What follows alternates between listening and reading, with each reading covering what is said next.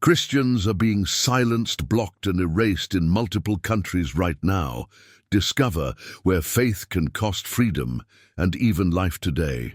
10. Brunei. In Brunei, Christianity exists quietly, almost invisibly, behind closed doors and careful silence. The country follows a strict interpretation of Islamic law that shapes daily life and limits religious freedom. Christians are allowed to live there, but practicing their faith openly is another story. Even small public expressions can attract unwanted attention. From the moment you arrive, it becomes clear that Christianity is tolerated only if it stays hidden. Christmas celebrations, public prayers, and evangelism are heavily restricted or outright banned. Churches cannot advertise services, display crosses publicly, or invite Muslims to attend. Importing Bibles or Christian materials can raise serious problems at customs. Converts from Islam face intense pressure, legal consequences, and social isolation. Faith here is not just personal. It can become a legal risk. What makes Brunei unique is that this pressure comes less from chaos and more from order. The laws are clear, enforced, and deeply embedded in society. Christians are not usually attacked violently, but they are slowly erased from public life. The message is simple and consistent. Believe what you want, but never show it. For Christians, that quiet warning defines everything. Or 10. Brunei. In Brunei, Christianity exists quietly, almost invisibly, behind closed doors and careful silence. The country follows a strict interpretation of Islamic law that shapes daily life and limits religious freedom. Christians are allowed to live there, but practicing their faith openly is another story. Even small public expressions can attract unwanted attention. From the moment you arrive, it becomes clear that Christianity is tolerated only if it stays hidden. Christmas celebrations, public prayers, and evangelism are heavily restricted or outright banned. Churches cannot advertise services, display crosses publicly, or invite Muslims to attend. Importing Bibles or Christian materials can raise serious problems at customs. Converts from Islam face intense pressure, legal consequences, and social isolation. Faith here is not just personal, it can become a legal risk. What makes Brunei unique is that this pressure comes less from chaos and more from order. The laws are clear, enforced, and deeply embedded in society. Christians are not usually attacked violently, but they are slowly erased from public life. The message is simple and consistent. Believe what you want, but never show it. For Christians, that quiet warning defines everything. 8. Iran. In Iran, becoming a Christian is not just a personal choice. It is seen as a direct threat to the state. While historic Christian communities exist, anyone converting from Islam enters dangerous territory. The government closely links national identity with religion. From the moment faith changes, life changes too.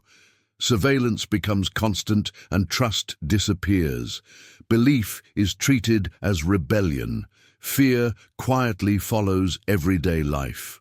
House churches are often raided without warning, and worshippers are arrested or interrogated.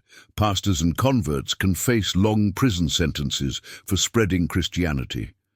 Bibles in Persian are restricted, and online Christian content is monitored. Families may turn against converts to protect themselves. Jobs can be lost overnight.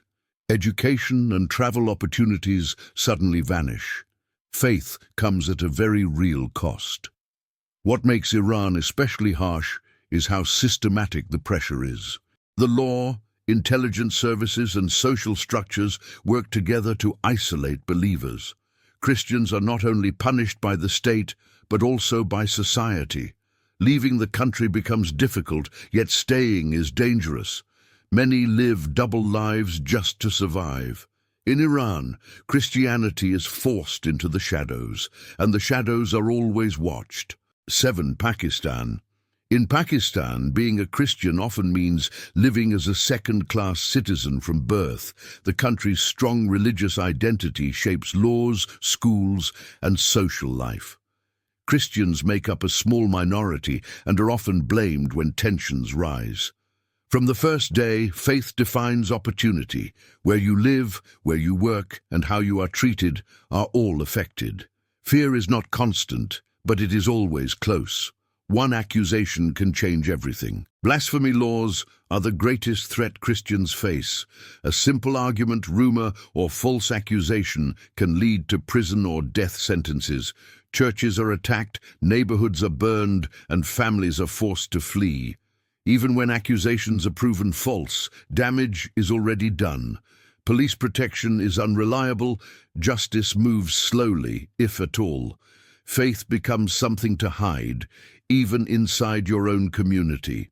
What makes Pakistan especially dangerous is how easily religion is weaponized. Extremist groups exploit the law, and mobs often act before courts do.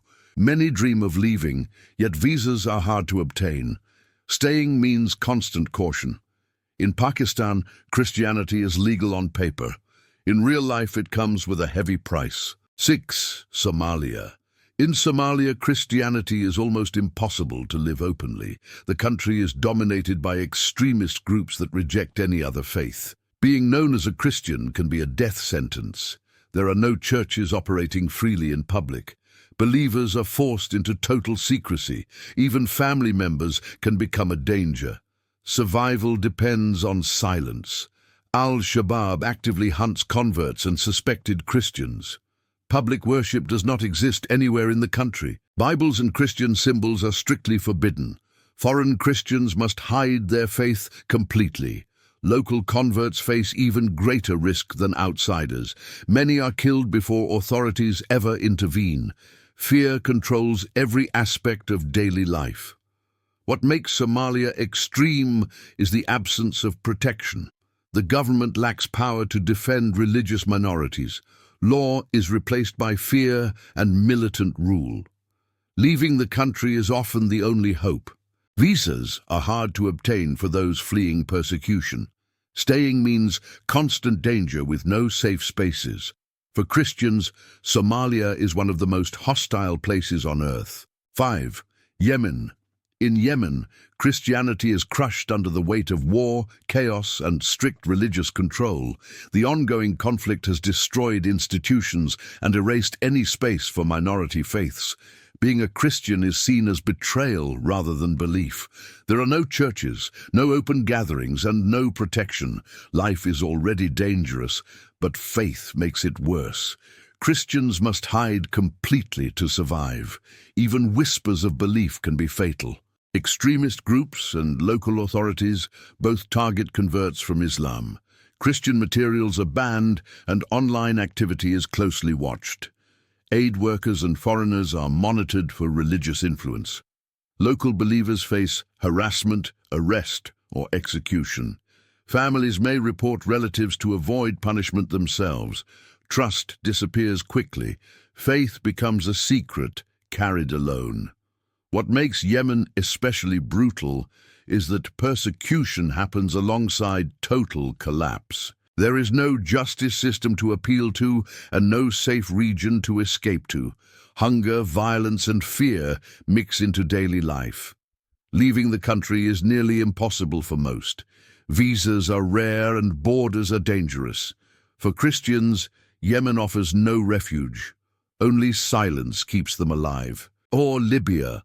In Libya, Christianity exists in a space filled with fear and lawlessness. The country has no strong central authority, leaving religious minorities exposed. Armed militias control cities, roads, and daily life. Being openly Christian can quickly turn dangerous. Churches have been destroyed or abandoned. Public worship is almost non-existent. Survival depends on staying unnoticed. Christians, especially converts from Islam, are targeted by extremist groups. Kidnappings, beatings, and executions have occurred with little consequence. Foreign Christians face harassment and detention. Local believers risk their lives if discovered. There is no reliable police protection. Courts offer no safety. Faith becomes something that must be hidden at all times.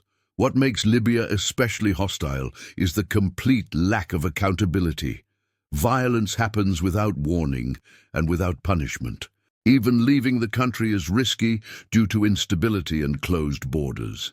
Visas are difficult to obtain for those trying to escape. Chaos replaces law. For Christians, Libya is not just unwelcoming. It is unpredictable and deadly. 3. Afghanistan. In Afghanistan, Christianity is treated as a crime against religion and society. Since the return of Taliban rule, there is no room for religious freedom. Converting from Islam is considered a serious offense.